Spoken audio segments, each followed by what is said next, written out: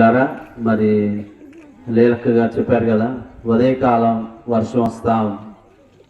కానీ దేవుడు ఎంత నమ్మదగిన వాడంటే తను నమ్మిన బిడ్డలని ఎన్నడూ సిగ్గునందనేడు. ఒకసారి హల్లు చెప్తామా? హల్లెలూయా, దేవునికి మహిమ కలుగును గాక.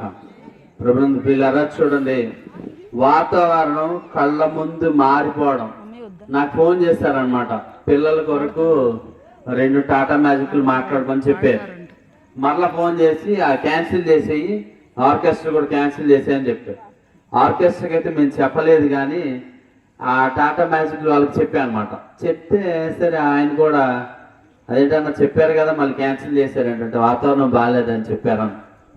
మళ్ళా మధ్యాహ్నానికి దాన్ని బలపరిచి వాతావరణం అనుకూలింపజేసి ఎంతో గొప్ప సంతోషాన్ని మరి గ్రామంలో ఈ దినం దేవుని యొక్క కార్యం ద్వారా మనలందరినీ దీవించారని నమ్ముతున్నాం. హల్లెలూయా, దేవుని స్తోత్రం. పిల్లలు ఎంతో చక్కగా అనేకమైన ప్రదర్శనలు చేశారు.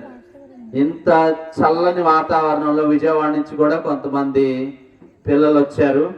మరి ఈ గ్రామంలో చాలా మంది తక్కువ వచ్చారని నేను అనుకుంటున్నాను.